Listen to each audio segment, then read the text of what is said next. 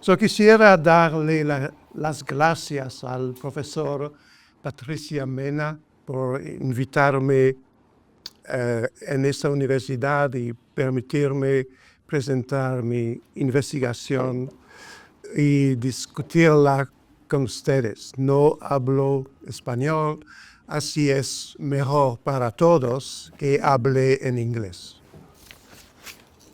So I propose to consider vulnerability as the condition of the human being who is social, therefore at the mercy of others, who is made of flesh and bone, therefore prey to disease and injury, according to the Latin etymon vulnus, the wound, who is culturally situated, therefore often blind to their own prejudices and interests, as well as subject to the prejudices of others. So it is not so much the individual who is vulnerable, it is the individual's condition as a human being or subjectivity that is vulnerable. As Levinas put it, subjectivity is vulnerability. Vulnerability is thus a passivity that is congenial or congenital to us, given our corporeal and social being. However, for these very reasons, because there is no other way of being human, vulnerability is also positively what enables us to be in the world, active and able to change the course of things. The term vulnerability has been overused, in my view, by victimization campaigns in social media and universities, which encourage people to see themselves as victims of the system or of mentalities or social norms, and to look for culprits in a simple binarity of oppressed and oppressors. So this tends to trivialize the notions of victim and oppression. Vulnerability, which I would like to examine as the condition of being human, is not only positive, but also productive of change, both in the individual and in their relationship with others. Even in the case of suffering, which is often the painful manifestation of our vulnerability, in addition to the experience of pain, such as of being ill or having lost someone dear to us, we also experience that what is taken from us was given to us. Suffering teaches us the existence of a gift in the form of its removal. In the tragedy Agamemnon, Aeschylus tells us that the human lot is regulated by an edict from Zeus, who, quote, sends mortals on the road to knowledge and establishes with force of law the principle of learning through suffering, pathei matos, end quote.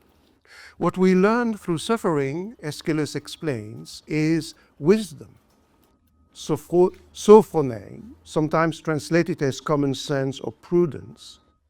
And he describes this wisdom as a benefit of the gods, even if it is violent. Suffering is beneficent violence. Aeschylus' formula allows us to understand suffering as the experience of vulnerability. I will not examine the notion of suffering here, but two related phenomena, gratitude and forgiveness. The experience of suffering, in fact, by depriving us of something, also reveals to us positively that there was a gift. When we put our vulnerability to the test, as in suffering, we are subjected to a withdrawal of meaning, which makes us experience in our flesh the extent to which we depend on the world and on others, whether through the life we have received, the enjoyment of our faculties that are given to us, or the daily pleasures emanating from this fact of being. By interrupting the course of life, suffering teaches us that to be, as to become, human, is to be in the mode of recognition. Suffering teaches us gratitude.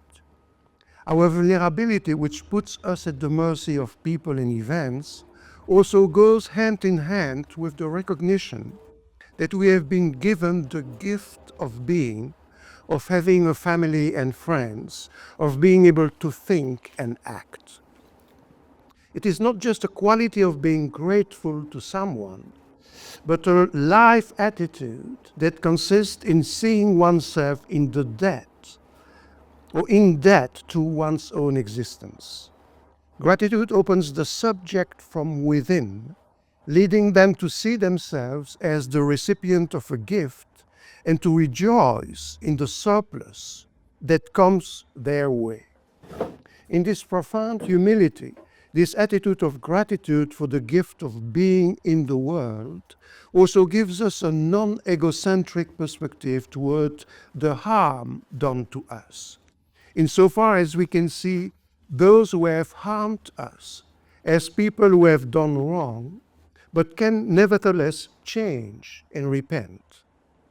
Gratitude for the gift of being thus goes hand in hand with forgiveness, which consists in mending the social fabric that has been torn apart.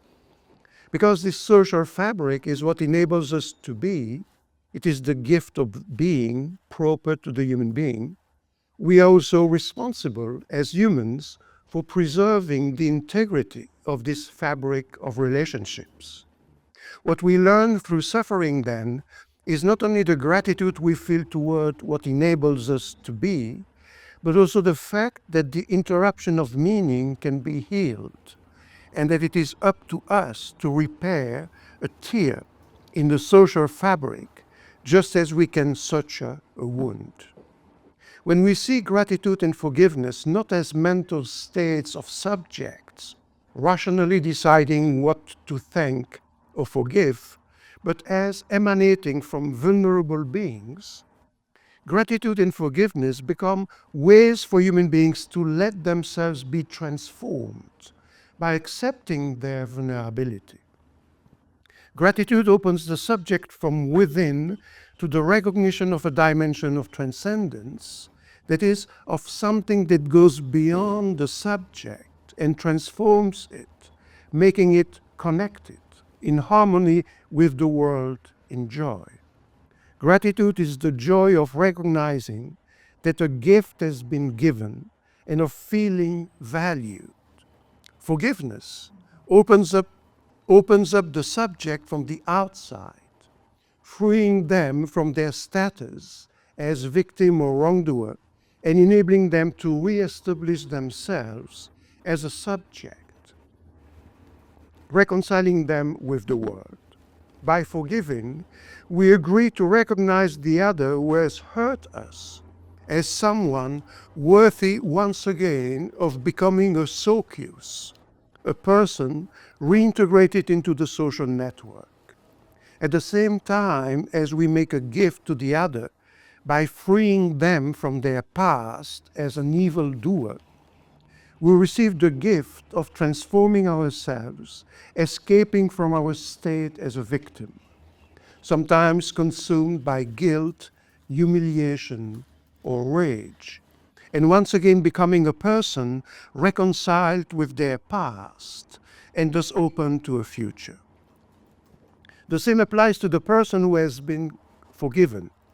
By receiving forgiveness, we are relieved of the weight of guilt that weighed down our lives and become someone worthy of being part of a relationship again. Gratitude and forgiveness thus represent two ways of living with vulnerability, accepting it as a condition of being. We did not make ourselves, and we are grateful for what we are, for the gift of being that was given to us.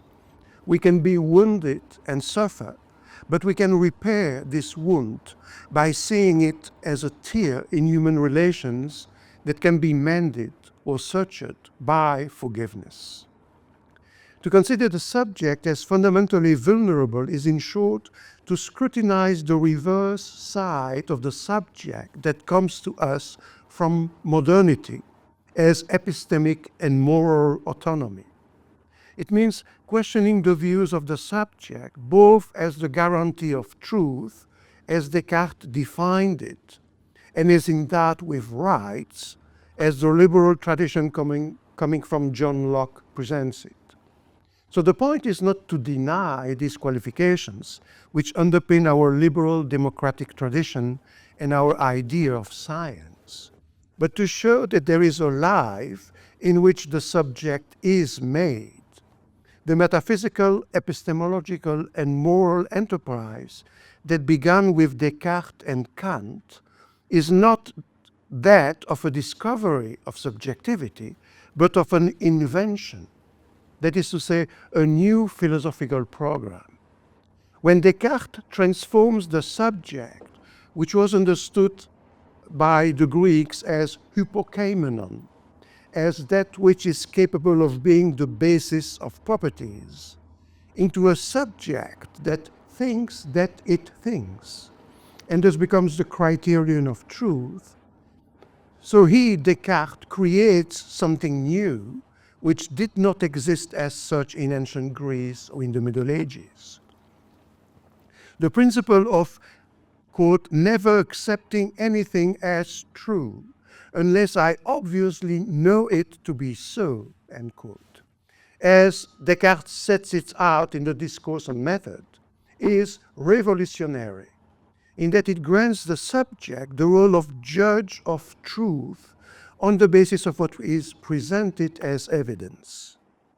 The realization that the subject we take for granted is a constructed subject also enables us to examine how this subject is made, for example, in the course of time, by learning to think and act, by living one's life as a subject. Because the subject is made in the course of a lifetime, it can also occasionally be unmade in the crisis it encounters, such is its vulnerability. So I'm beginning by examining some of the views of Emmanuel Levinas, so in this first seminar, who showed how subjectivity is vulnerability. I then examine how gratitude is the recognition of one's own vulnerability, as well as the humility of accepting one's radical dependence on the world and others. So that's the seminar this afternoon. Finally, tomorrow, I show how forgiveness is a mechanism that can repair some of the consequences of the wounds to which our vulnerability exposes us, both those inflicted on ourselves and those we have inflicted on others. So Levinas' subjectivity as vulnerability. So it is quite remarkable that the way to think of the subject in its vulnerability should come from a thinker who lost several members of his family to Nazi sympathizers, whose Jewish community lost 6 million of its members, and who spent several years of his life in captivity as an officer in the French army. And yet, it is Emmanuel Levinas who offers this view of the subject as a relationship. So for him, the subject is not primarily a bodily or mental substance, nor a subject endowed with rights, but a modality of what is. As he puts it, quote, the I is not initially an existent, but the mode of existing itself. It does not exist, strictly speaking, end quote. In other words, before being something that exists, what Levinas calls an existent, the subject is a way of being that has a genesis and is subject to the vagaries of this practice of becoming subject. Precisely because it is formed or information, because it is a becoming, with all the uncertainties and risks that surround this formation, the subject, its genesis, is vulnerable. Levinas thus enables us to think of vulnerability positively as the fundamental condition of subjectivity. By considering the subject as relational, Levinas offers us an ethical approach to the subject. For him, ethics becomes a first philosophy, replacing ontology, which had this role with Aristotle, and epistemology, which took on this role with Descartes. In this ethical approach, it gives the face an exorbitant role. On the one hand, the face is the unvarnished manifestation of our fragility. But this fragility is also what initiates our relationship with others. We expose ourselves through our face, and at the same time, we ourselves invade the relational field of others by looking at them. This twofold aspect of the face, fragility and intrusion, is highly conducive to understanding how violence takes hold of the individual. We can build up a way of looking at the other that turns the other's face into a hated, despised, or dehumanized face. Paul Celan, so the German poet, Austrian probably, uses a terrible expression to describe what the Nazis did. He refers to death as the master from Germany, der Meister aus Deutschland.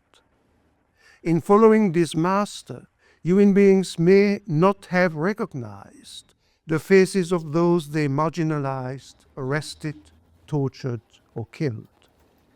The face manifests otherness in the sense that the other presents itself to me as other than myself. At the same time, however, the face of another decenters me and makes me see, literally, that I too am another. It is not just that I appear as other to another person. Through the face of the other, I appear to myself as other. I realize that I did not make myself, that my ways of being, behaving, and speaking were given to me. I am the product of my education, my culture, my history. I recognize this otherness in myself in the face of the other. In that, I see in the face of the other that I was the other and am therefore still the other. This is not just an analogy between me and the other, but the revelation of what Levinas calls my diachrony as a subject. I am made of others, in short. So to express this diachrony of the subject, Levinas resorts to the biblical figures of Exodus, the poor, the stranger, the widow, and the orphan, as reminders of my native otherness. Quote from Exodus, "For you yourselves have been strangers in the land of Egypt," end quote. So these are figures, and not strictly speaking specific people who happen to be my neighbors or the people next door, for example. But they are nonetheless figures of someone, and of someone who calls out to me, and who calls out to me precisely because I'm also other than the other. By reminding me of the diachrony of my subjectivity, these figures reveal to me that I am a mixture of identity, that which I present to others, and otherness, that which constituted me. In Totality and Infinity, Levinas structures his approach to the subject using the notions of same and other, which he borrows from Plato. The sophist discusses 5 great genera in which an entity participates: being, movement, rest, same, and other. In the Philebus, Plato characterizes life itself as a mixture of knowledge and pleasure.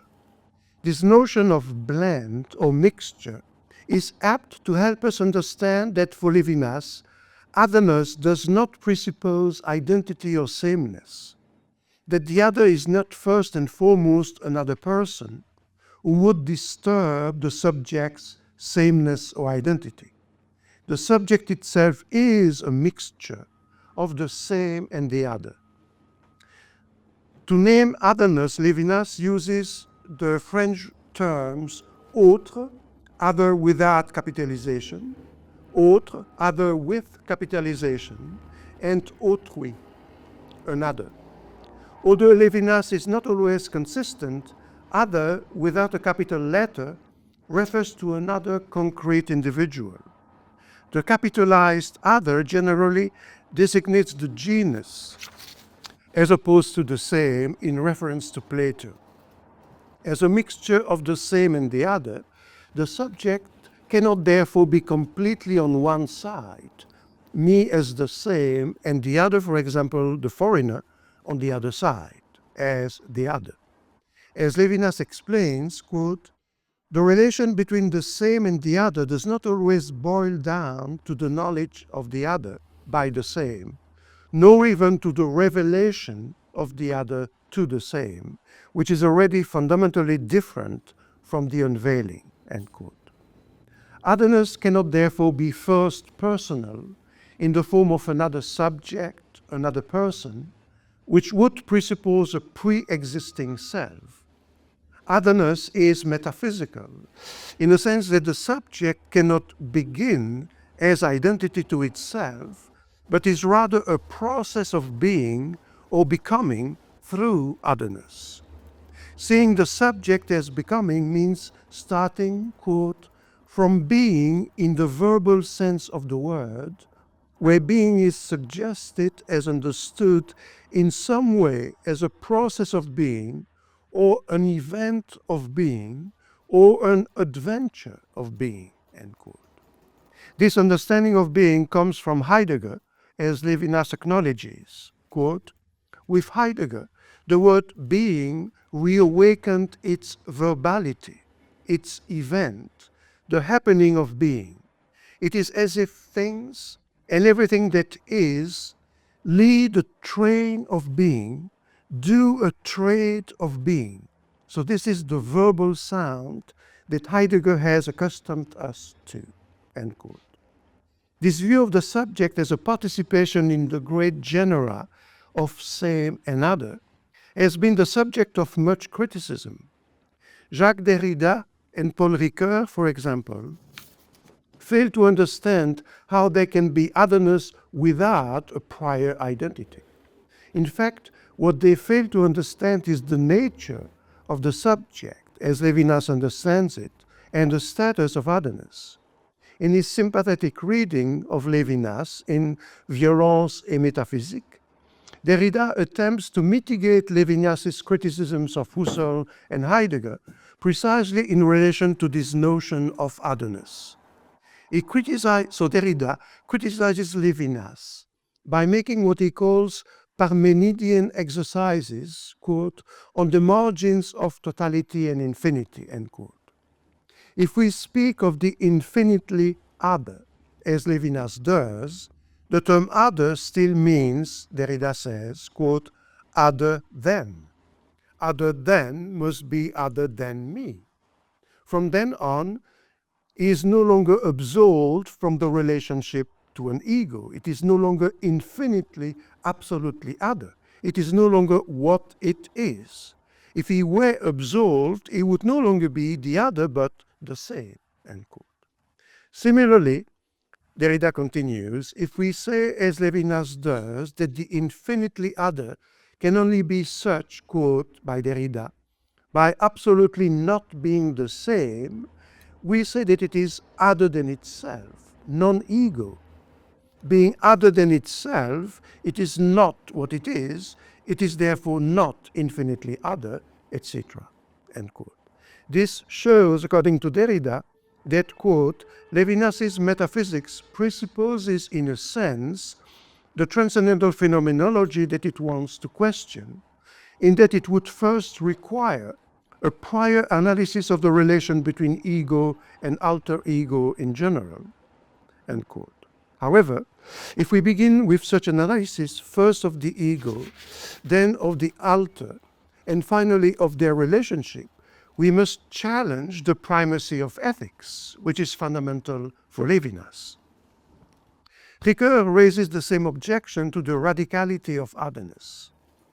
In Soi-même comme un autre, he criticizes the view that, quote, we reserve for the other the exclusive initiative of assigning the self to responsibility, end quote. For otherness to act on me, Ricoeur believes, I must integrate this otherness in some way. Quote, by Ricoeur, must not the voice of the other who says to me, thou shalt not kill, be made mine to the point of becoming my conviction? End quote. So Ricoeur wants to mitigate an overly passive view of the subject, notably when Levinas considers that the word I means here I am, so me voici. And when he uses the grammatical term accusative to name this object case or regime case me, in me voici, playing on the word to make it resonate with a questioning of the subject or an accusation. For this accusative, says Levinas, quote, is not modified by any nominative, end quote. In contrast, Ricoeur considers that the regime case in me voici, here I am, needs the mediation of a conviction coming from the subject itself in the nominative or subject case. Such mediation is needed to equalize, quote, by Ricoeur, the accusative of here I am, me voici, with the nominative of here I stand. So this last expression, which is an expression used by Luther at the moment of his break with the Catholic Church, hier stehe ich, anders kann ich nicht. So here I stand, I cannot do otherwise. So this expression expresses for Ricoeur self-attestation. In reaffirming the necessity of a self for otherness to exist, these two critics of Derrida and Ricoeur suggest that similarly, there can only be vulnerability if there is first some form of autonomy, or at least a well-demarcated entity, which is second, wounded or weakened. In his essay, Autonomie et Vulnérabilité, Ricoeur considers that, quote, otherness is problematic precisely insofar as it fractures a reflexive relationship between self and self, which is not only morally legitimate, but also psychologically legitimate in terms of personal establishment and structuring. First and foremost, there must be a subject capable of saying I in order to undergo the test of confrontation with the other, end quote. Levinas, however, rejects this approach. According to him, we must not presuppose an autonomous subject or an entity that already has its physical and mental integrity. The subject is relational. It springs from a knot of relations who is the product of relations. For Levinas, the subject takes its starting point in otherness. Husserl already said in the Cartesian Meditations, which Levinas translated into French, that, quote, the other, first in itself, the first non-ego, is the other ego, end quote. If the other is necessary for being itself, being a subject consists in carrying within oneself an otherness that has enabled us to be a subject in the first place. To be a subject then is to take responsibility for the other. Being a subject means responding. It is a matter of ethics. By ethics, Levinas is not aiming at a morality or even a reflection on morality, nor is it a discipline that attempts to solve ethical problems. Quote, for me, the term ethics always means the fact of the encounter, of the relationship of the self with another, the split of being in the encounter. No coincidence, transcendence and proximity, end quote. Ethics is thus a first philosophy. Like the foundation of all other disciplines, replacing both ontology, which had this role in Aristotle, and epistemology, which took on this role in modern philosophy. Levinas thus offers us the means to think about vulnerability in a positive way without presupposing an autonomy of the subject, even a hypothetical one, as in the case of Ricoeur. For it is not the person who is vulnerable, for example, from the point of view of a lack of autonomy, of security, etc., but the relation that the subject is as a knot of relations. A vulnerability of relationship is not the same as a person's vulnerability. The former is native, forming the subject or matrix of subjectivity before it can affect that subject. So because I am the bearer of otherness, the other is never simply before me in the form of another person. It is, says Levinas, an otherness, quote, prior to any initiative, to any imperialism of the same, end quote. This means that the other can never be reduced to a concrete person. As Levinas puts it, the other, quote, does not form a number with me, end quote. In the sense that I do not begin by being an entity that would be added to another entity, for example, to form a duo or a group with other people. The other in the biblical figure of the poor, the widow, the orphan, and the stranger is therefore not truly otherness, but rather the catalyst, that which reveals the otherness at the heart of the subject, who is never at home. For the concrete other in need, who knocks at the door and disturbs home, as Levinas says, does not come from outside, but reminds us that home is an usurpation that naively attempts to mask the boundary between inside and outside. The disturbance caused by the concrete other, or the interpellation the other represents, is what gives traction to the subjects coming to themselves. There is thus, quote, a questioning of my spontaneity by the presence of the other, end quote. Otherness is constitutive of my subjectivity, of the me that I am, so much so that the word am in fact names a process or an event as a mode of being in which I figure at the same time as the other. So this is how the relation precedes being, or more generally, ethics precedes ontology. The interpellation by the other manifests itself concretely as a phase.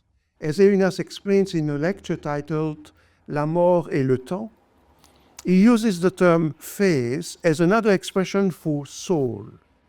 While this notion is generally understood as substance, Levinas wants to reformulate it as manifestation. Quote, the soul, substantialized as something, is phenomenologically what shows itself in the unobjectified phase, in the expression, and in its appearance has the structure, the point of someone.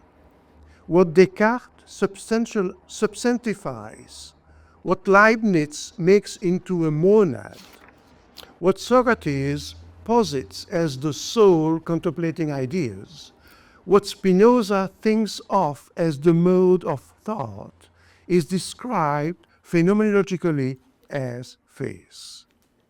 The notion of phase is therefore not a concept with a precise extension, such as the phase of a human being.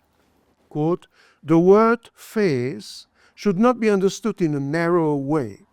This possibility for the human to signify in its uniqueness can come from the nakedness of an arm sculpted by Rodin, end quote. So it is not a question of, quote, the color of the eyes, the shape of the nose, the freshness of the cheeks, etc., end quote.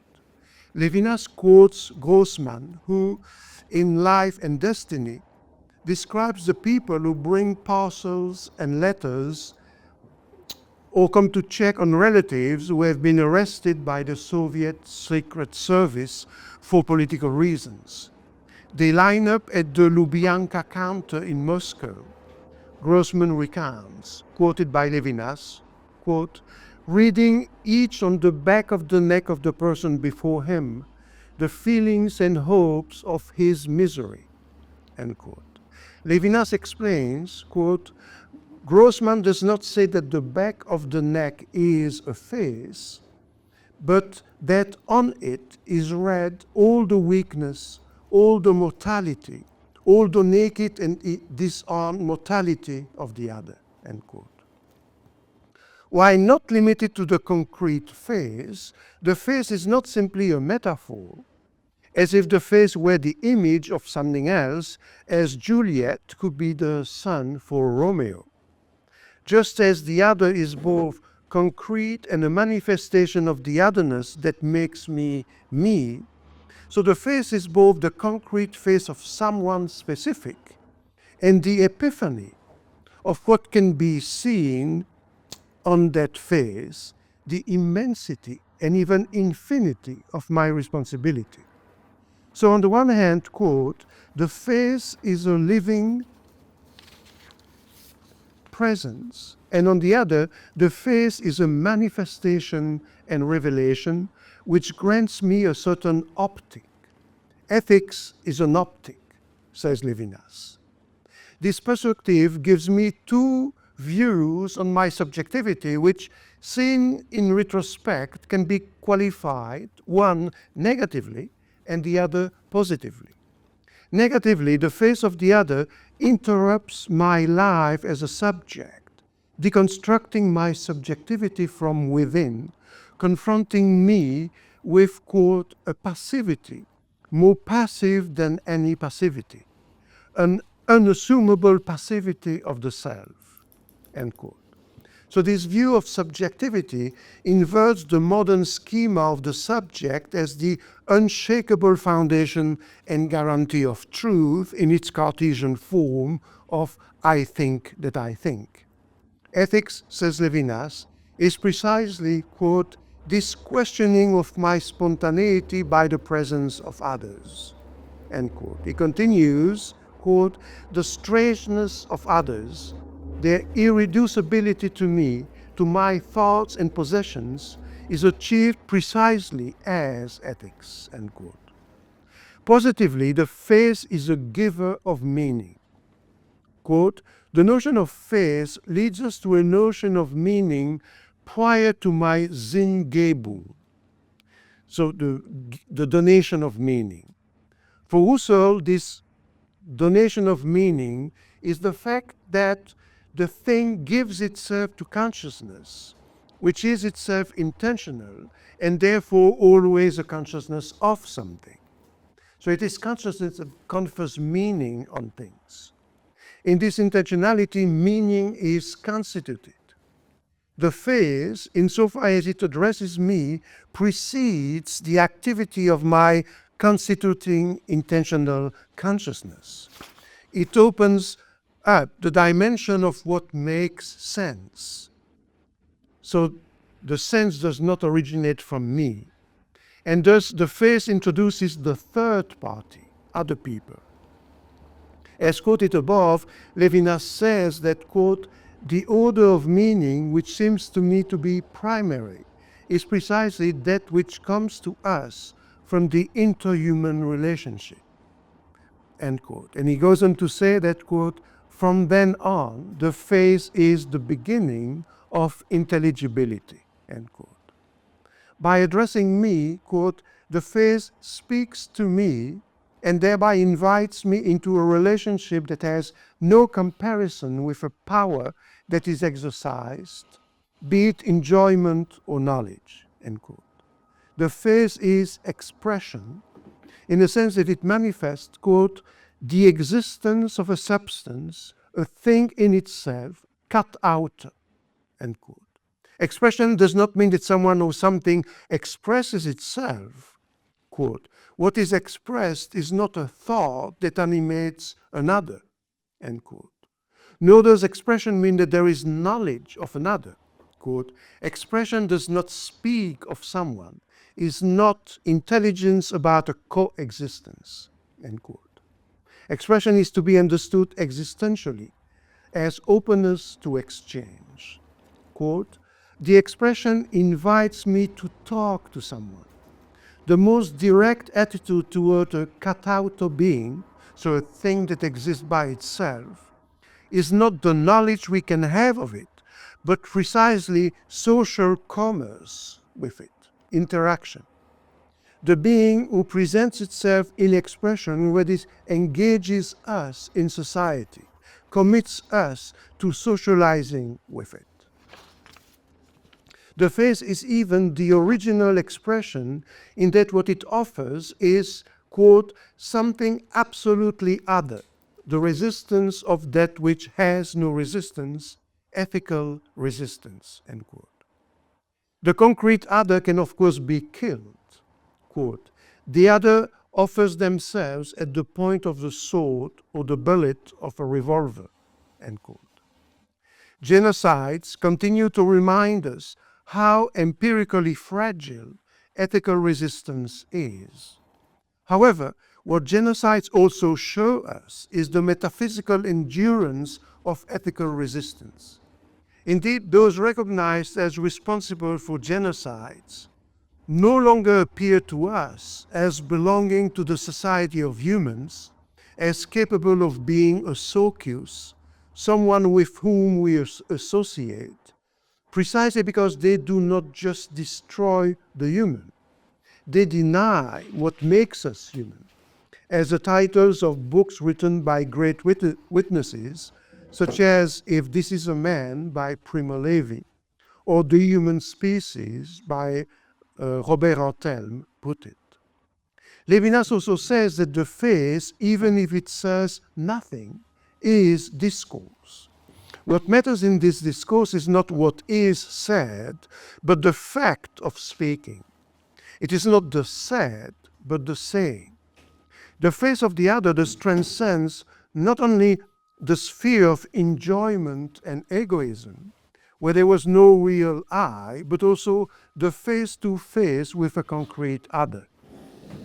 Quote, to see the face is to speak of the world. Transcendence is not an optic, but the first ethical gesture, end quote.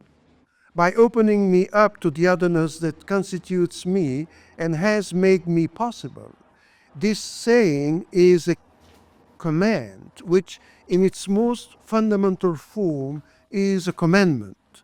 Thou shalt not murder. So I skip the next pages and resume on page 16, the last paragraph.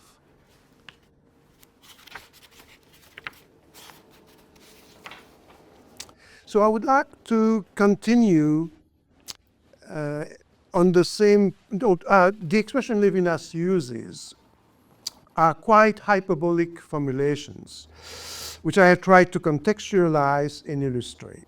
So I would like to continue along this path and at the same time put Levinas' view to the test. Not only are there all the examples we can give of violence perpetrated against individuals or peoples that seem to challenge the power of the face that Levinas considers to be foundation of ethics. There are also all the forms of objectification of the individual that categorize them socially according to ethnicity, skin color, gender, sexual orientation, or religion, all of which seem indifferent to the power of the face itself. Instead, I turn to another, seemingly neutral form of idealization in scientific research. By idealization, I mean reduction to an idea. So I take the example of an atlas of anatomy that idealizes the human body, and particularly for my subject, idealizes the face. The work I have in mind is the Atlas of Human Anatomy of Edward Penkopf. So Penkopf was dean of the Faculty of Medicine at the University of Vienna in Austria and worked on this atlas from 1937 to 1957. He spent a considerable amount of time dissecting human bodies, working with artists who drew in color the different levels of the dissected body parts. This Atlas of Human Anatomy, published in 4 volumes and translated into several languages, including French and English, was long considered, in the words of the New England Journal of Medicine in 1990, as a, quote, remarkable work of great value, end quote. So you see the drawing. So these are paintings. However, Penkopf's atlas also illustrates the danger of idealizing the researcher and the subject studied. It was discovered in 1990s, thanks to Howard Israel and William Seidelman, that many of the bodies dissected by Penkopf, so 1,377 bodies, and used for around 800 illustrations of the atlas, were those of prisoners executed by the Nazis, usually for political reasons. Israel himself, a professor of dentistry, used the atlas. His wife had given it to him when he was a student. Someone, however, pointed out disturbing signs in some of the drawings, such as a circumcised penis or a swastika in the signature of one of the designers, which led him to investigate the origin of the bodies used. One of the artists, Lepire, signed one of his plates with a swastika, linking his name to Wien or Vienna. So this swastika was deleted in later editions and translations. So you see, between Lepire, the name, and Wien, Vienna, he put a swastika. But in later editions and translations, they deleted the swastika. So Penkopf himself was a member of the Nazi Party and dismissed his Jewish colleagues when he became dean of the medical faculty. The illustrators were all party members, as were half of the doctors in Germany, by the way. So this no doubt explains the lack of curiosity among doctors for decades after the war about the origin of the cadavers used by Penkopf and many others, as well as about the origin of the specimens used in medical schools. These questions were posed by young researchers unaffiliated with Nazi institutions. In the case of Penkopf Atlas, it should be pointed out that the prisoners used as models were most probably not concentration camp inmates, even though 8 of the 1,377 bodies were of Jewish origin. As the documents were destroyed during a bombing raid, no further information is available on the origin of these corpses. It should also be noted that Penkopf received these bodies and did not participate in the executions. So to put Penkopf's work in context, it was also common practice to use the bodies of executed prisoners for dissection.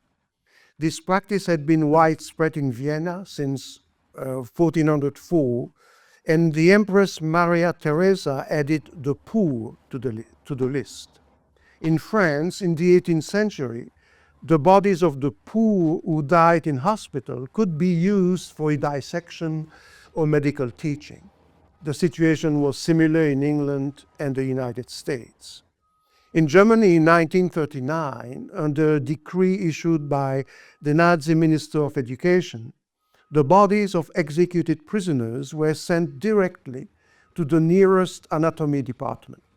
And finally, as the publication dates indicate, half of the illustrations in the atlas were not made during the Nazi period. Penkopf, in fact, completed his atlas after the war, having spent 2 years in detention. So now that we know the life world of both these scientists and the dissected subjects, the plates that show the person's face become disturbing. So you see, again, it's a painting. So this phase of a partially dissected body provides, and you see the connection with Levinas. So the phase of a partially dissected body provides a context for the idealization of the body as a purely physical object. The detail and rigor of the scientific work show the extent to which Penkopf idealized himself as a scientist, focused as he was on the technical aspects of dissection and drawing in the service of science and not seeing the face. What is more, the quality of the drawing, the use of color, the multi-level dissection, and the decision to leave part of the body intact gives these plates an aesthetic appeal. It is a striking case that shows us how professional researchers like Penkopf were able to bracket their moral responsibility as people and treat other people like things. I will not say like animals, since the Nazis were the most advanced when it came to protocols for the humane treatment of animals. Hitler and his accomplices being vegetarians and proud to enact laws protecting animals. Goering, for example, was firmly opposed to vivisection on animals. However, once we know the context and thus the model on the plate, and that the model on the plate was a victim of the Nazi and even recognizable to people who had had dealings with him, we feel a certain unease. We would like to close the atlas, preferring no doubt not to have it in our library. In a way, this reaction is paradoxical. It is only a drawing. It is not a photograph. However, we realize that Penkopf and his draftsmen faced this model, who was a person they knew to have been executed for more likely political reasons.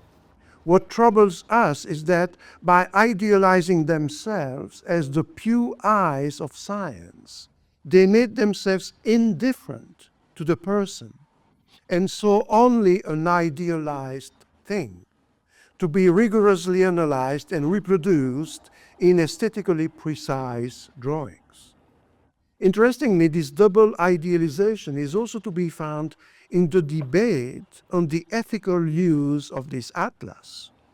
When light was shed on the origin of the dissected bodies and the affiliation of Penkopf and the illustrators with the Nazi Party, the question arose as to whether the person of Penkopf and the illustrators could be separated from the atlas itself, given the letter's high scientific value.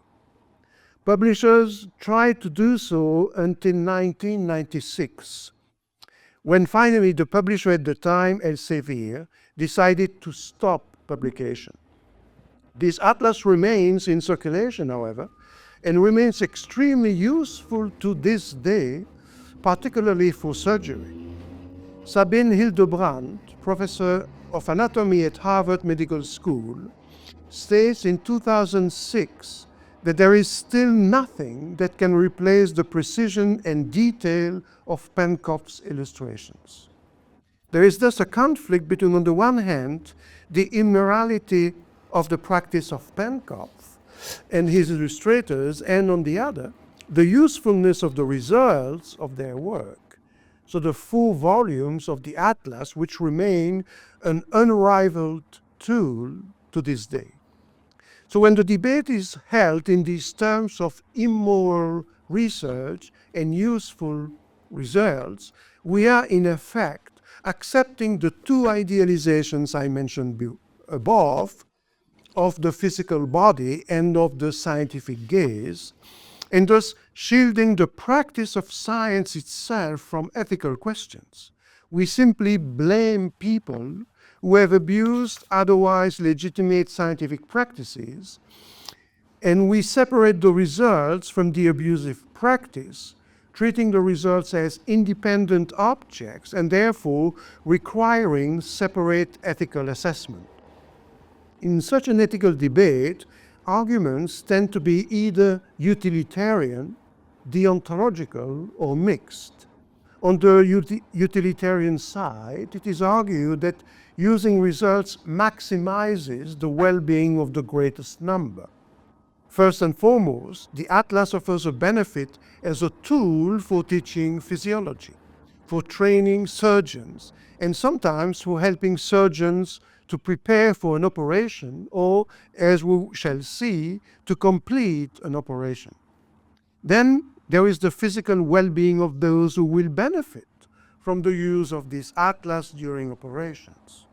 Finally, there is the moral well-being of the victims, whose contribution will have been recognized and whose suffering and death, that's the claim, are given a new meaning as an exchange value in the good to which they contribute.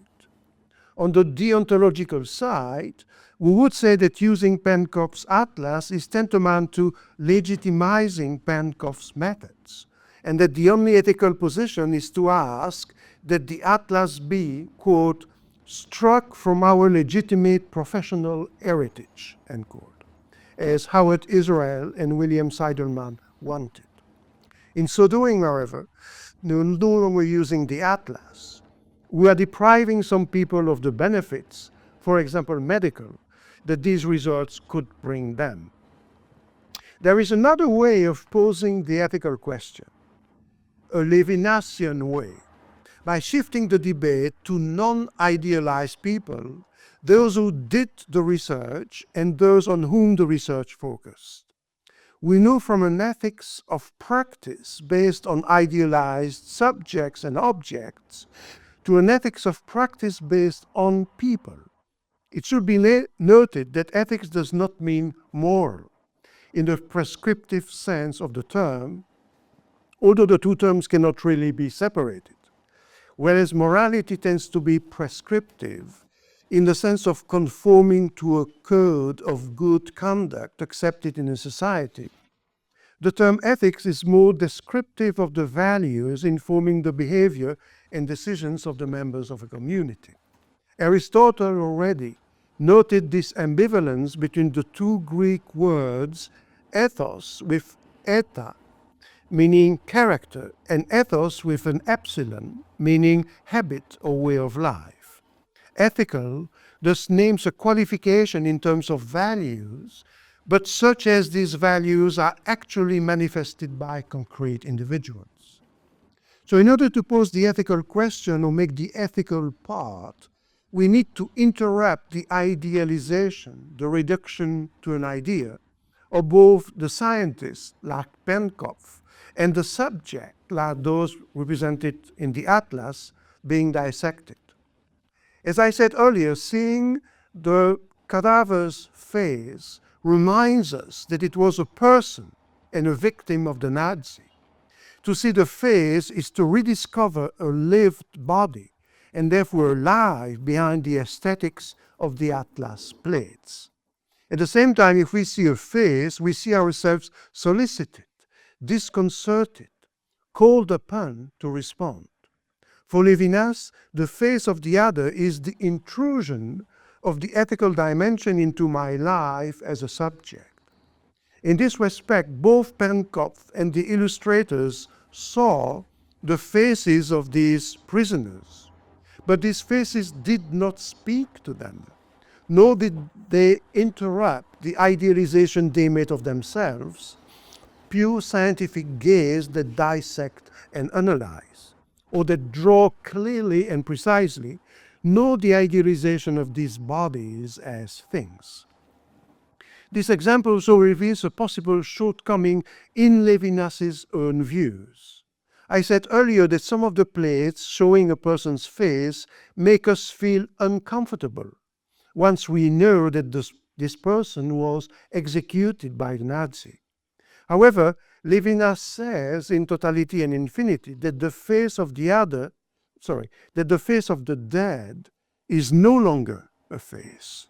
Quote, the dead face becomes a form, a death mask. It shows itself instead of let us see, but precisely in this way does not appear as a face, end quote. Penkopf and his acolytes could thus respond by saying that they did not see the living face of these people, only the dead face. The apparent paradox in Levinas' views is that, on the one hand, he says that the face of the other reveals to me an ethical dimension that commands me not to commit murder. But on the other hand, he seems to say that when the murder has been committed, the dead person's face no longer manifests anything and has become a death mask. However, the discomfort of seeing a face on certain plates of Penkopf's atlas, once we know how the person died, indicates that we still see a face, even if it is drawn, and even if it is the face of a dead person. This would mean that the face of a dead person, against Levinas, once we have a context that presents that person as a victim, can still function as a living face. When Jorge Semprún, after the liberation of the Buchenwald concentration camps, describes, quote, a pile of corpses well over 4 meters high, a pile of yellowed, twisted skeletons with frightful faces, end quote, and says that these are comrades who need, he says, a pure fraternal look and a memory, end quote. These frightful faces still speak to him. If a dead face can still speak to us, then it is conceivable to reconnect Penkopf's atlas, which best manifests the idealization of the scientist and the idealization of the person as a physical object with human experience. If we succeed, we will find an ethical dimension in which we unmask scientists as person, in this case, in their immorality, and allow the faces of the subjects depicted in the atlas drawings to address us through their faces. In this case, the question becomes whether the faces of the bodies used by Penkopf can be restored to their power to appeal to us and arouse our goodness beyond the death mask. This raises the ethical question of the use of Penkopf's atlas in terms other than utility or duty.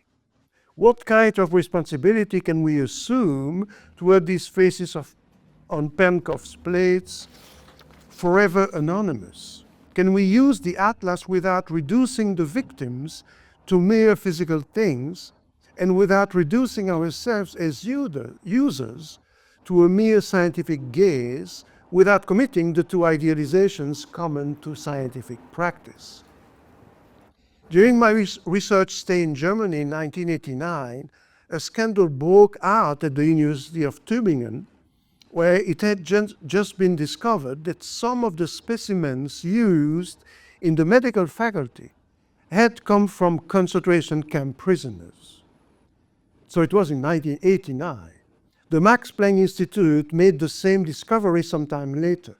Its collections contained the tissue of victims of Nazi euthanasia, including the tissue of 700 children.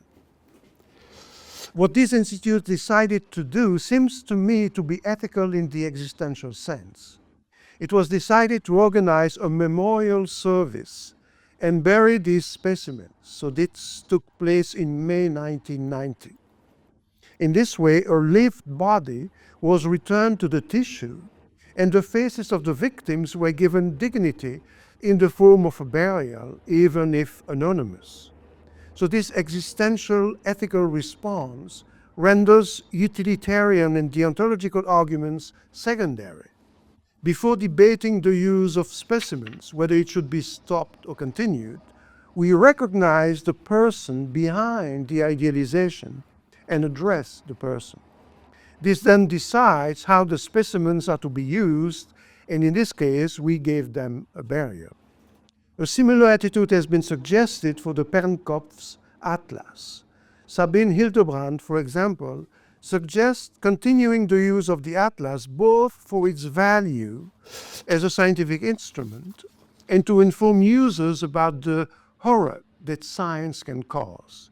She suggests contextualizing the future use of the atlas, recalling the origins of the illustrations used by Penkopf, as well as the historical context in which he worked. And this view is shared by the bioethicist Joseph Pollack, who is a Bergen-Belsen camp survivor, as well as a rabbi, and he considers life to be the most important thing. As Michael Gordon says about the use of the atlas, quote, most rabbis would not only allow it to be used, but would say it was compulsory, end quote. The condition is that, quote, doctors and educators remember its origins and pay tribute to those who were killed to recreate it, end quote. The same point of view can be found in Arthur Kaplan, who says that, quote, the requirements of the beneficence create a presumption in favor of the use of the atlas, end quote. Susan McKinnon, who is a specialist in nerve surgery at Washington University in St. Louis, gives us an illustration of what would be a concrete ethical answer in situation, so in a Levinasian way, to the question of whether the Penkopf Atlas can be used. In a 2018 article, she recounts what happened to her during an operation on a patient who, after undergoing several operations, continued to suffer terribly from the compression of a nerve in the knee. In her assessment, the patient indicated, in McKinnon's words, an index of 9 out of 10 for pain, 9 out of 10 for negative impact on quality of life, and 6 out of 10 for depression, end quote. The patient expressed the wish to have her leg amputated if the nerve could not be decompressed. McKinnon, who agreed to perform the operation, made her diagnosis, quote, compression of the saphenous nerve in the middle of the thigh and neuroma pain in the infrapatellar branch of the saphenous nerve, end quote. During the operation, McKinnon, who at the time had over 30 years' experience in a university hospital in peripheral nerve surgery, took the unusual step of pausing, what she called an intraoperative pause to determine the course of action. She was unable to identify and locate the saphenous nerve and its branches, and had to make a decision, either make another attempt or give up and abandon the operation. She asked one of her operation room colleagues to go to her office, find the Atlas of Penkopf, take a picture of the correct illustration of this nerve in the knee, and send it to her in the operation room. When Penkopf's drawing appeared on the screen in the operating room, McKinnon followed the details of the Atlas plate and succeeded in locating the nerve in the patient's knee, decompressing it, and completing the operation. After this success, McKinnon describes the patient as, quote, rejoicing in being pain-free for the first time in many years, end quote. McKinnon ends her article by dedicating it, quote, to the memory of the unknown subject represented on the Penkopf Atlas plate, so the plate she used, and of all the other possible victims represented in the Atlas, end quote. What is ethical about using the Atlas in this way is that the victims are given a face. It is not simply a matter of saying that the use of the Atlas gives meaning to their death, as utilitarians do, nor is it simply to pit the utility of the results against the immorality of Penkopf and his designers, forcing a binary choice, either choose utility, which would mean accepting Penkopf's immorality, or reject immorality, which would mean refraining from using the Atlas, thereby harming patients who can benefit from it, such as McKinnon's patient. Instead of a moral conflict, we have an ethical debate in which we see ourselves as users of the Atlas as indebted to the victims. In one of his hyperbolic formulations, Levinas says that to be a subject is, quote, to donate one's skin, end quote. This formula applies literally to the bodies used by Penkopf, with the crucial difference that it was not a gift, but a theft. However, in our confusion, we can find a phase beneath the death mask of these bodies that speaks to us, telling us that murder was impossible, and that murder did take place, and this in retrospect. We see the subject's face on the atlas plate and visualize the person killed. So is this not another epiphany in which the flesh and blood person in their living experienced body appears in the atlas plates? Levinas himself acknowledges that, quote, the death of someone is not, despite all that may seem at first sight, an empirical facticity. It is not exhausted in disappearance, end quote. Precisely because the face is soul. The absence of soul appears not only as absence, but as involving me in that absence. Levinas explains, quote, the death of another who dies affects me in my very identity as a responsible self. An identity that is unsubstantial, not merely coherent with the various acts of identification, but made up of unspeakable responsibility.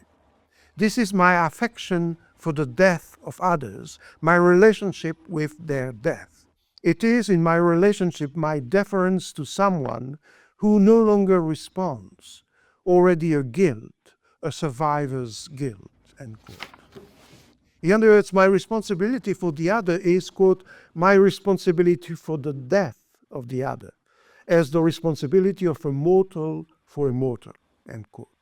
We might therefore ask why a face that has been made to speak could not donate its skin, for example, to the plates of an atlas, if we recognize the ethical transgression behind the atlas.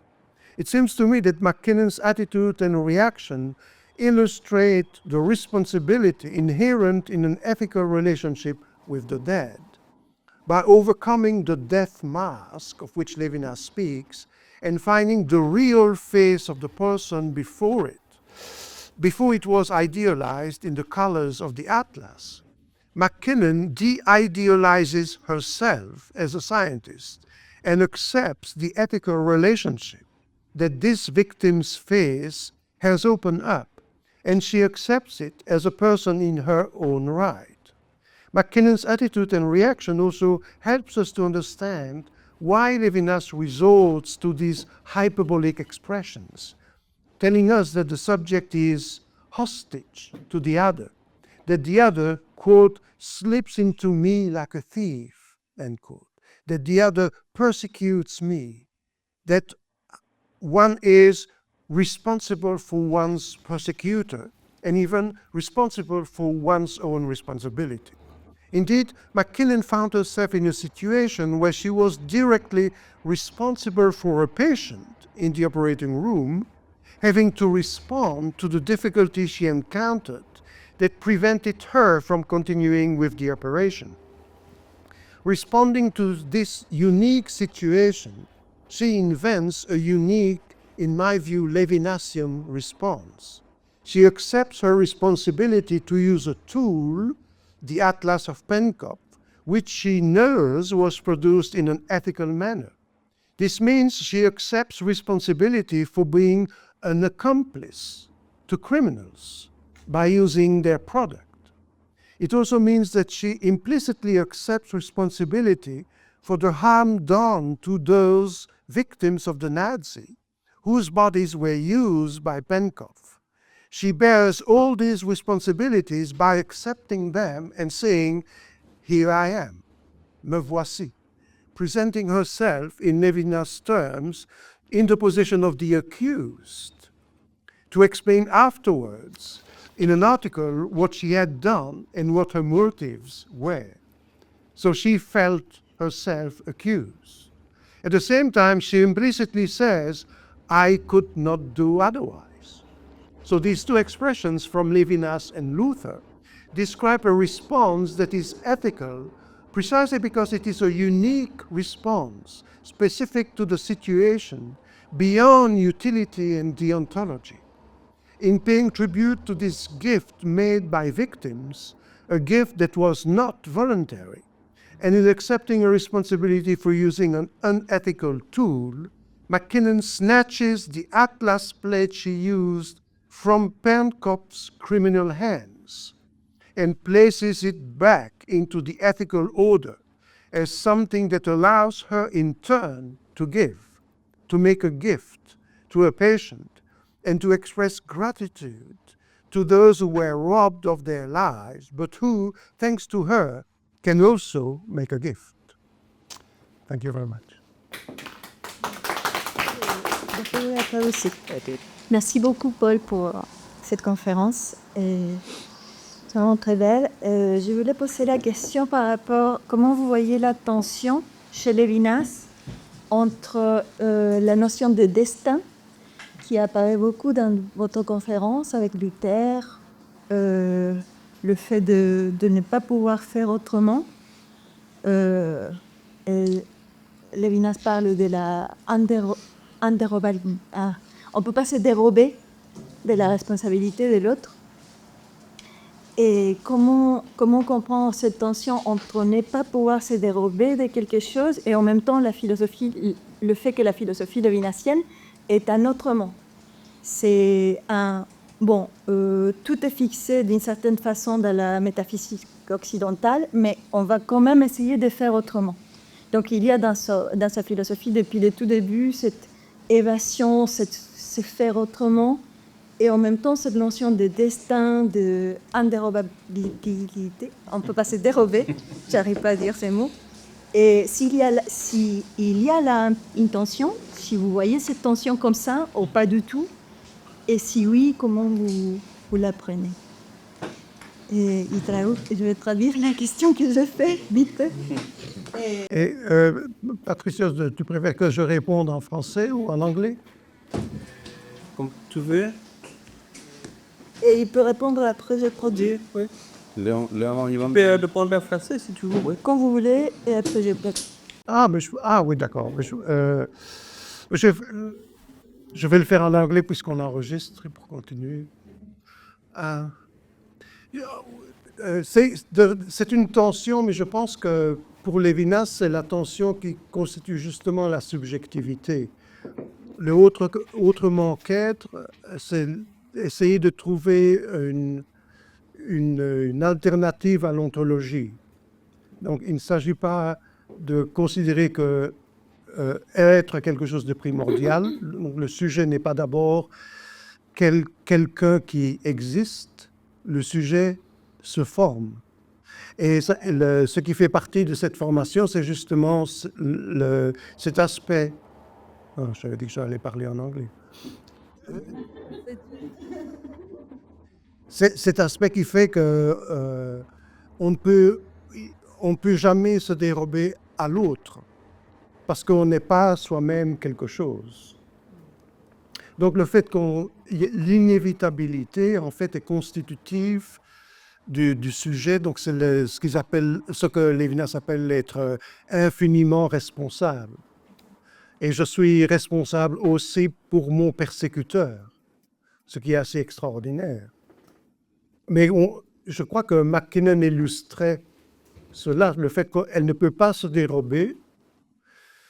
Donc il y a quelque chose qui est inévitable pour elle, et elle doit faire autre chose.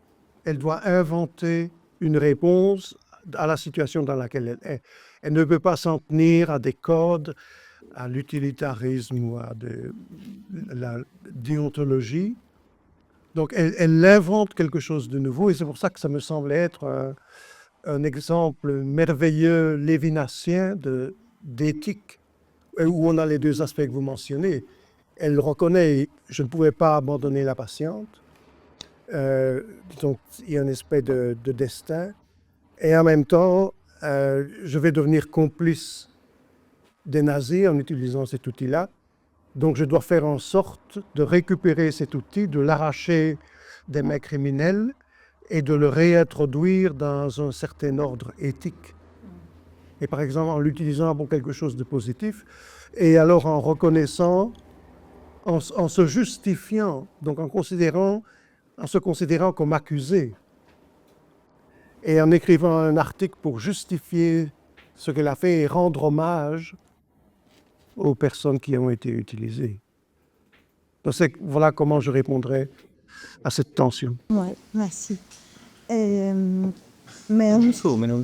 sí, preguntaba yo por la tensión, si él veía una tensión entre la idea de destino, como en lo que hablaba sobre Lutero, que no puedo hacer de otra manera, y la idea de l'autre mon qu'être, del otro modo que ser, de Levinas, en que siempre se trata de hacer las cosas de otra manera. Por más que estemos forzados a seguir la metafísica occidental, tratar de hacer de otra manera. Y Paul respondía que efectivamente esa tensión entre destino, no poder escapar a su destino, y al mismo tiempo la obligación ética de inventar una solución, de escapar a ese destino, esa es la tensión de la subjetividad, y por eso ponía el ejemplo de esta cirujana que justamente inventa una solución en la que conciliar esa tensión, asumiendo una posición de acusada, aceptando que va a ser como cómplice, pero reintroduciendo entonces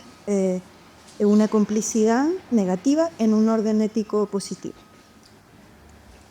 Tu posición cuando examina el caso de Penco no es más rickeriana que levinasiana. ¿Por qué? Porque de alguna manera el médico, el cirujano, la cirujana, tiene que obligarse a mirar de otro modo las láminas, y eso significa, de alguna manera, hay algo así como un momento de reflexividad. El sujeto ya está constituido, y gracias a lo cual ella puede obligarse a ver en las láminas, que en principio no muestran un rostro, el rostro de aquellos que murieron y que fueron luego dibujados. Por ende, pareciera de que hay ya un sujeto constituido antes de la presencia del otro, con el ejemplo del Atlas, y que debe operar una suerte de reducción metódica para poder aprender a ver lo que de otro modo no podría ver. No, eso no lo podría decir el francista. Por eso le pido ayuda a la palabra. Sí, porque no se entendió, así que... Castellano no se entendió. Bon, je vais essayer en anglais parce que pour l'enregistrement. So, Patrice is asking that if maybe in the case of this surgeon looking at the Penkov images, maybe there's already a more Rickerian position than Levinasian. Why? Because she has to look at the images otherwise. So Patricia says maybe this looking at them differently needs a subjectivity that is already a consciousness that is a self that needs to then operate a reduction, a methodic reduction, but it's already, first of all, a self, as Rico will say. So that's the question. So in the case of McKinnon, when doing the operation and looking at the plate. Yes. Yeah, that's true. She's a surgeon, she's responsible, and she was the last hope of that patient. The patient had several operations before, and she's the renowned specialist, the last solution, option for the patient. So she's certainly aware of her responsibilities, and she is fully in charge, and she has her team. She has, she's prepared for the operation. But what I don't think that goes against what Levinas understands by subject. What he wants to say is that position of responsibility, of expertise, etc., is not a starting point. It is a result.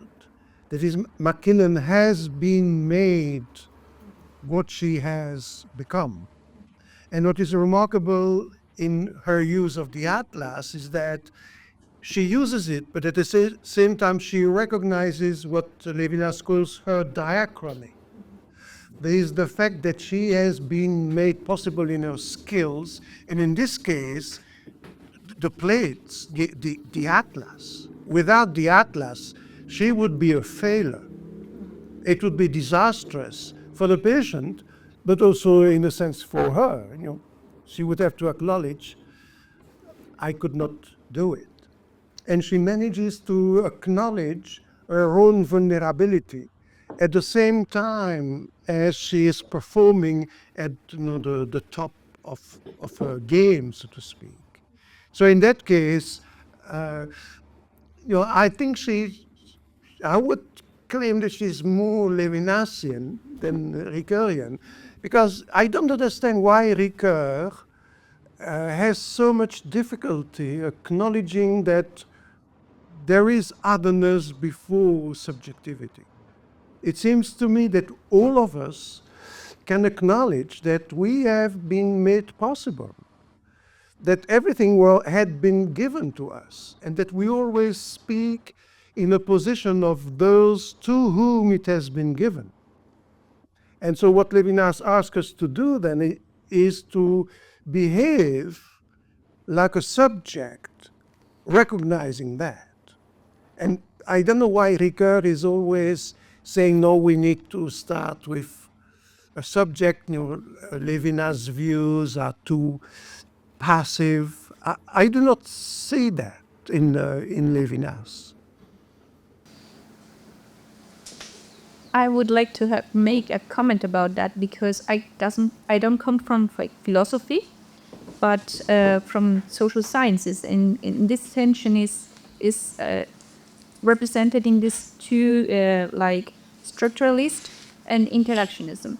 And there is this tension, how much we are subjected to our condition, determined, and the actor, which is another name to talk about human being, which gave the ability or the recognition, the ability to change things, to have this agency. And I was thinking about your presentation about forgiveness, which is something we don't talk as a tool today to deal with the trauma, with the damage. We like to have justice or cancellation, but it's always outside of us.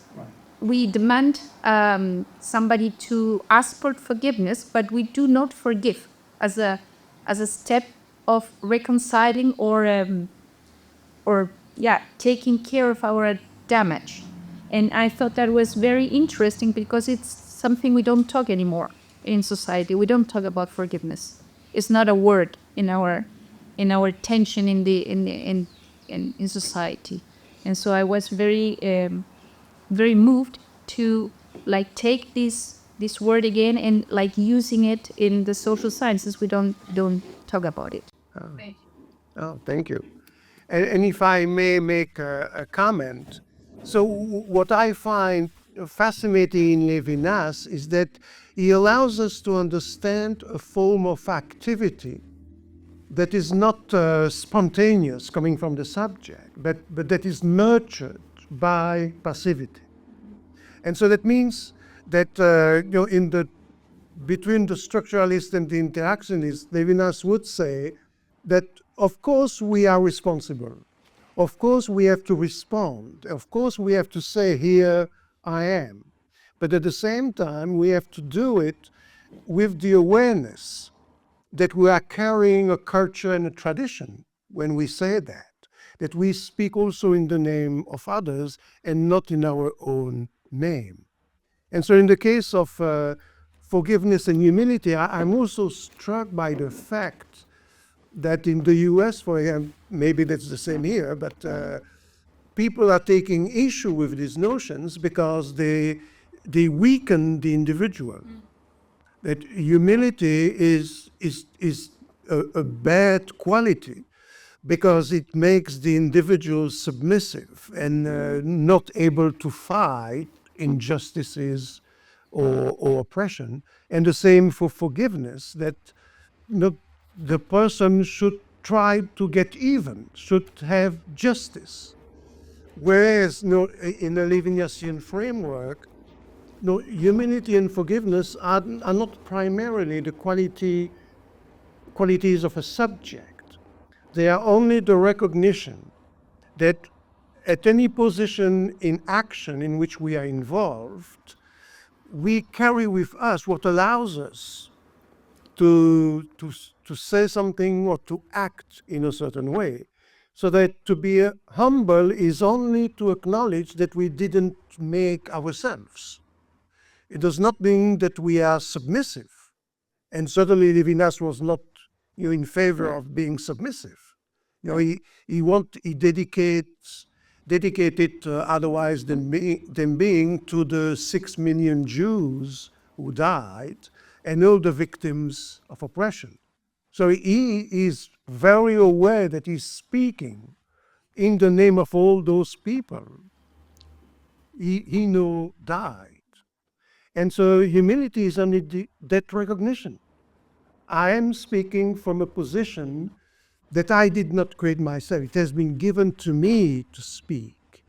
And forgiveness is only to acknowledge that just as others have allowed me to be,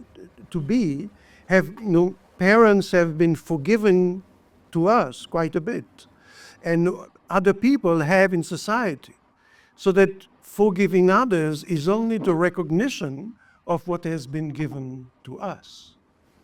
But I agree with you, it's very difficult to make that heard in the kind of polarized societies in which we live, where we have a kind of obsession with the subject and autonomy or the rest.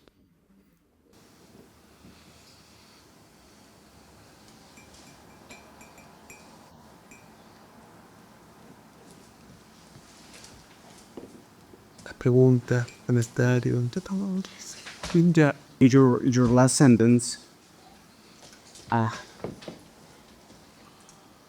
produced me a thought. You said that there is a kind of obsession with autonomy. Yes. Yes. And if we change the word autonomy instead of agency, the obsession is the same kind, because I think the effort we try to do every day in the relation with other persons is true by the weaknesses of the autonomy of others. In a way, autonomy is a word that we can use to diagnose. Thank you. The bad relation we have with others. I can be vulnerable because not my autonomy is damaged, but because my agency is damaged. If you change the word or the concept autonomy by agency, your result is the same or change in a way? Well, Levinas is certainly promoting a type of agency, and he is encouraging people to be active, and he took some stance in his life. So for him, agency is not the same as autonomy. So, because being agent is precisely being involved with others. And so agency is also a form of response. So if we consider that if I act, and if I want to be a Levinasian subject, then I have to acknowledge that my action is not the, the possession of a subject. It's not just my action. My action is motivated by something that is asking me to respond in the world. An injustice, someone in need, or something that was another person. So the agency is always motivated by something outside me. And so for him, the notion of autonomy, I think, is a problem because it means being one's own norm or one's own law. So autos nomos. And for him, that's a kind of dream or a nightmare. Because we are not our own law. So in Totality and Infinity, he has that long section on the role of the family, so the fact and the generations, so the fact that we are placed at a particular situation in a series of generations, and we will continue through other generations. So we are this intervening formation that is only possible by what preceded us, but which is called for by what will follow us. So our agency is almost transpersonal. It's not the agency of a kind of Cartesian intellectual subject that I think, or of a liberal subject in the liberal tradition, of a subject that is endowed with rights. And of course, Levinas does not deny liberal democracy, but he wants us to acknowledge that we become, through our agency, we become subject through what we do, and it is in response to others and made possible by others. But in a sense, in the case, we try to care of you and make an effort that you be you, in a sense, and you are different of me. So, if I understand, if agency is a transpersonal phenomenon, at the end, when I try to care of you, I try to that you be you, different of me, and it's a way to make constitute your autonomy in a sense. No, I'm not sure if autonomous. I'm not sure, but in a sense, it's try to that you become a subject, becomes an entity for me, as something that I can see. In that sense, is a way to pursue it at a kind of autonomy, as a kind of individuality, and the end, or I'm reading very bad your point. That is for so you do not decide to see me as an individual for Levinas. And so Levinas takes that from Husserl, and Husserl says that when we encounter another person, we do not think whether the other individual is a person or not. Immediately, there is an association, he says, with the other, and Husserl says it's at the level of the body, a passive synthesis. And in order not to see someone as a person, then we need to make an effort. And that's why, the countries do, before attacking another country, they have to demonize, vilify, that is, dehumanize individuals. So that means that it is, when you see another person, it's the other person that is making a call on you. And you recognizing the other individual as a person is a response. It's not an initiative that belongs to you. And so, in that sense, against your own will, you are caught in a relationship. So again, even if you don't want to, for Levinas, immediately, when we are with other people, we are in the ethical realm. And it starts before starting with individuals at the ontological level. And so the individual then is relational. And so that's why the notion of autonomy is useful politically, but then these are more constructs that we need rather than starting points.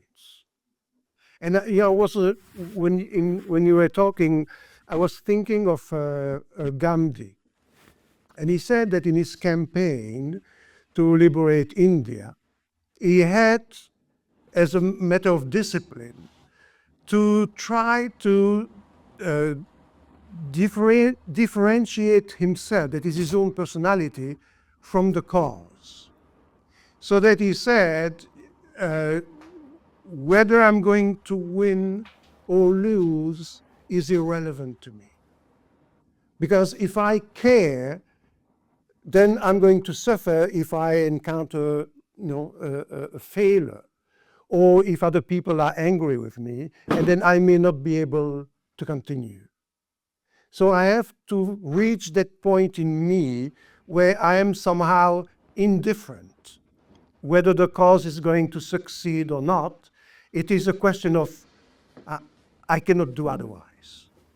And that would be the kind of Levinasian subjectivity, where we are response.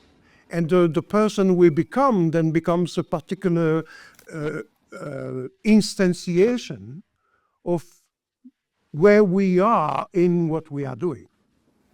That is, given what we have done, the interactions we have. But our persona, for Levinas, is something like a construction that is precisely made possible by that more fundamental subjectivity as vulnerability and as response. Okay, thank you.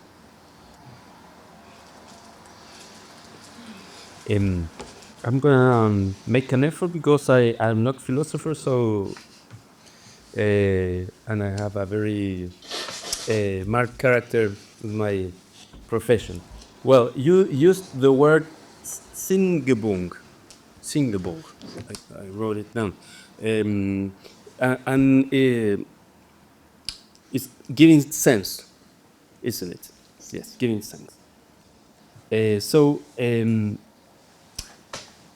In this example you are giving right now, as Gandhi, did he give sense to his struggle, his fight, his ideals? Can we say that? Or he was just trying to not become himself like more than something that's a phenomenon or a mode? I don't know if Yes. a function, yeah. So he takes issue with Husserl. So according to Husserl, and that's the basis of phenomenology, that there are no distinct realm between the mental realm of consciousness and the physical realm of the world, that there is always an exchange between the two, so that objects are revealed to us according to the projects we have. So a cup is something made to drink. And so when I take the cup, there is a kind of interaction between the two. So by taking it, I give it a certain meaning. And of course, I can take it with me as a souvenir, so it's not a meaning. But, so we are always in the realm of what makes sense. And for Husserl, then, consciousness, which is not individual consciousness, because it's also social, cultural, historical, is what provides the meaning, what confers the meaning. Now, it does not mean that we arbitrarily do that. It radically means that without the mental realm, there would be no specific objects. So it takes issue with Aristotle's ontology of substances, that there would be things in the world with an essence. And Levinas says that what he's trying to do is to go, before the givenness of sense, where precisely in the making of consciousness is interested in that kind of diachrony of the subject. So, and in the case of Gandhi, I think that's what Gandhi also tried to do, because he said, if I am in the realm of what makes sense, that I'm going to be excited because I have some success, and then I'm going to be full of myself. And then other people are going to be, admiring me, and I'm going to feel good about it. Or if I have a failure, then I'm going to be depressed. And so he tried to retrocede before that moment, which is what Levinas is also trying to do at that moment where we are just response, and that means ethical. And that this response is agency. Yes.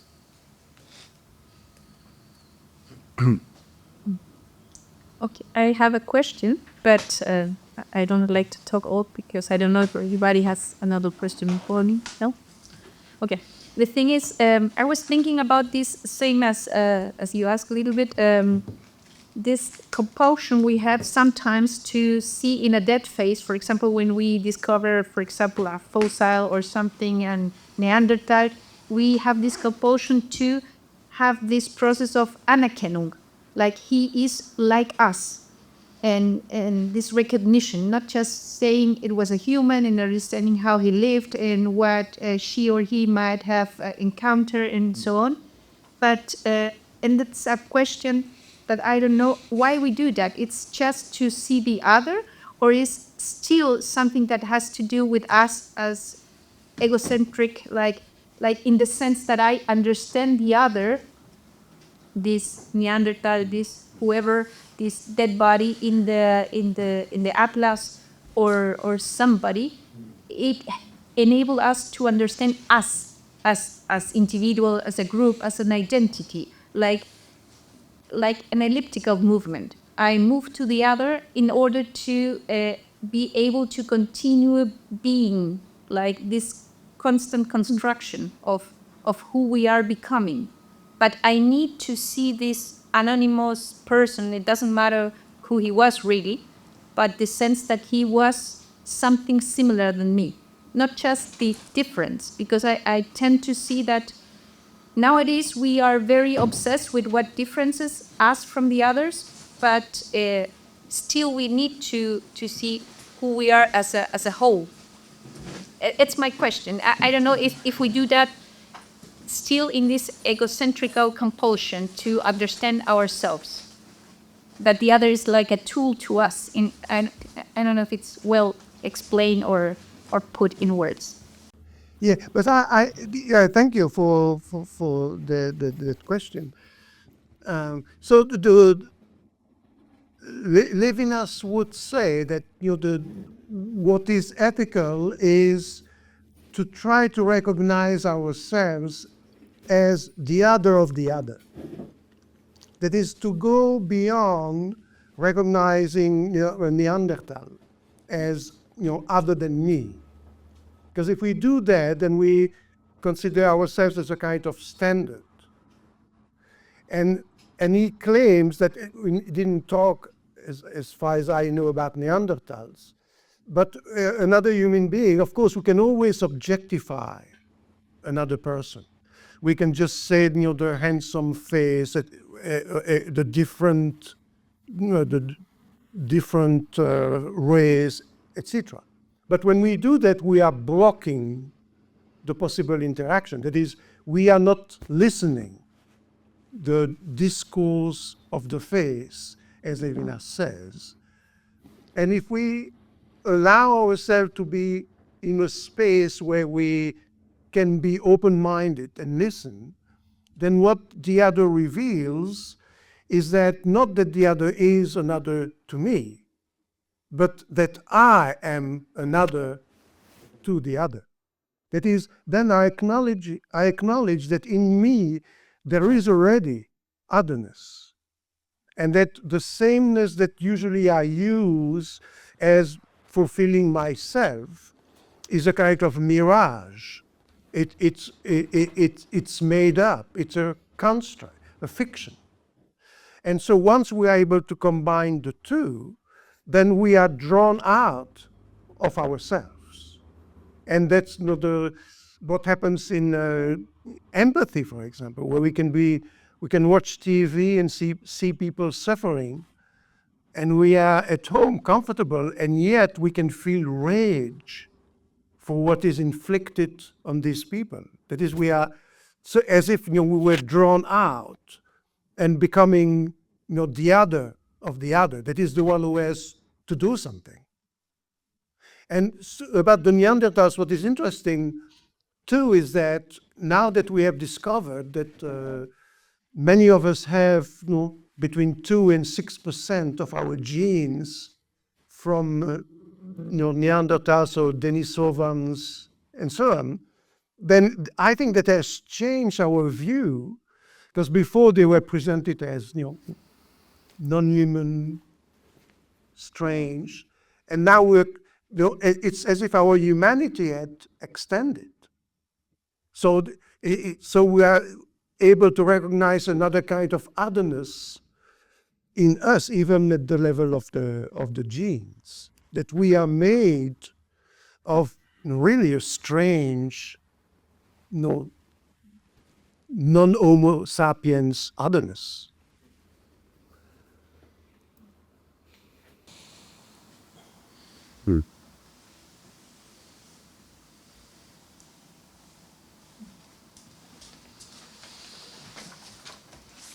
Nos queda tiempo para una pregunta más, o comentario, refutación.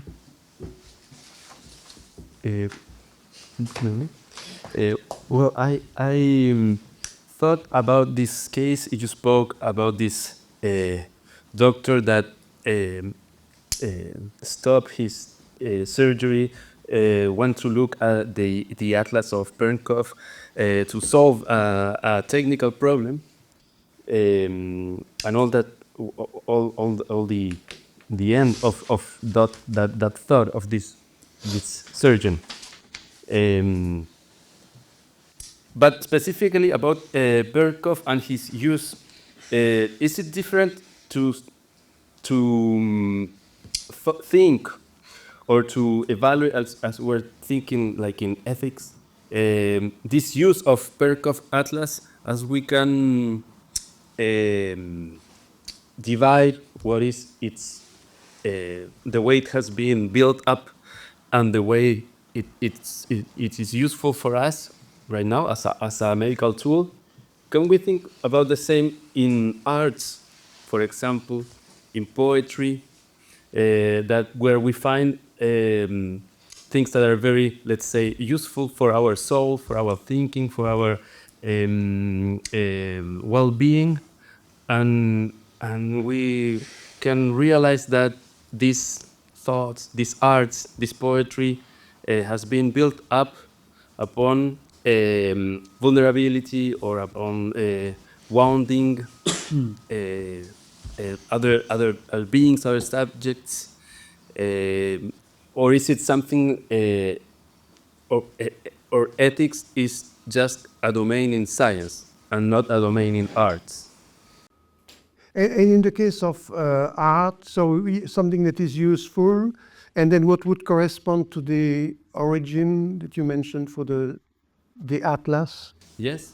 The fact that it has been analyzing 1,000 of bodies of Jews that were Nazi victims. And in art, what would that be? I think crimes that the artist may have committed? Yeah. For example,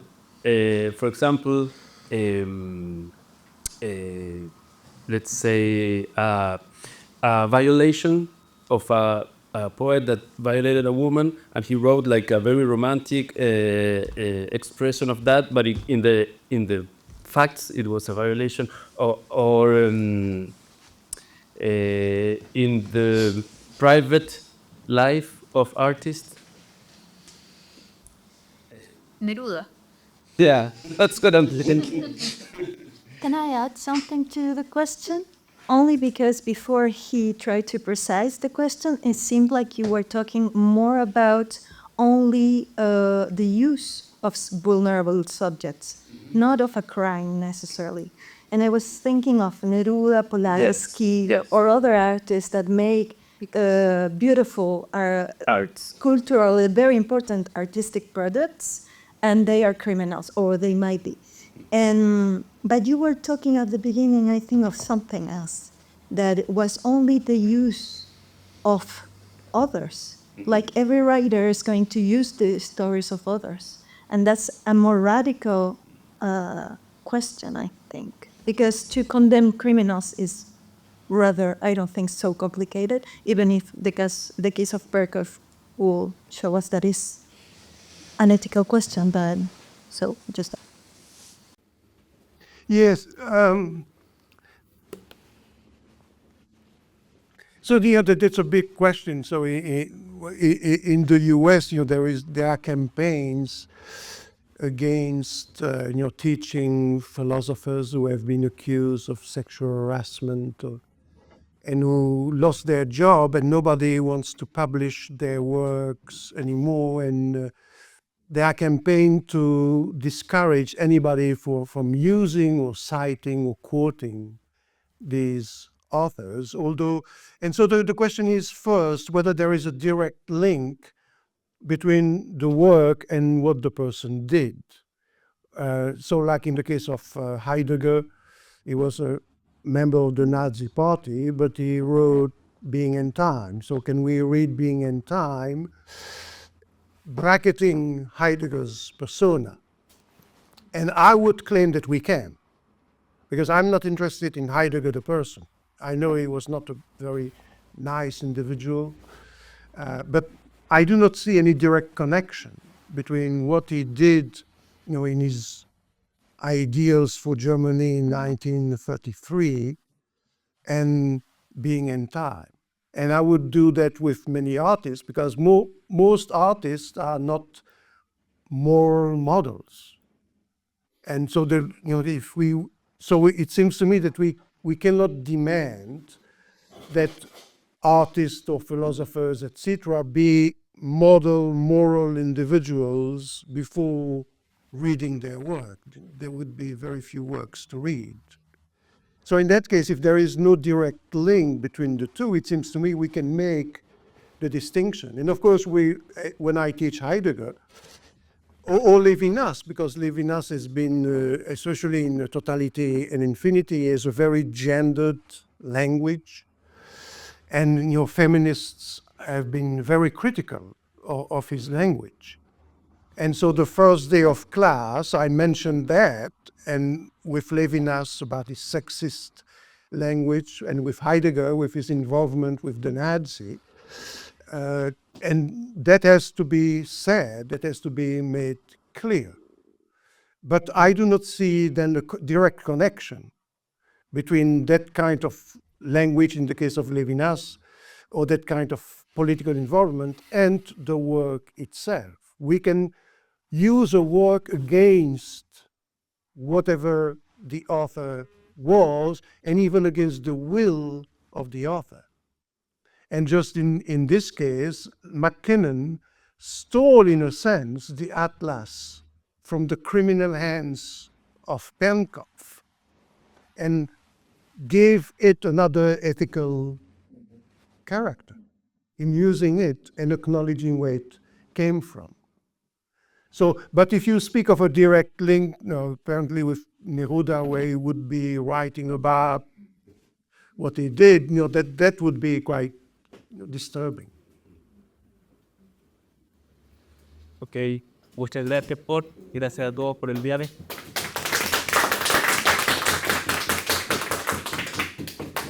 Thank you very much. Hoy día continuamos en la tarde, a las 3 de la tarde, con la segunda parte de este seminario, con una conferencia dedicada a la gratitud, que se llama La gratitud como reconocimiento de la vulnerabilidad.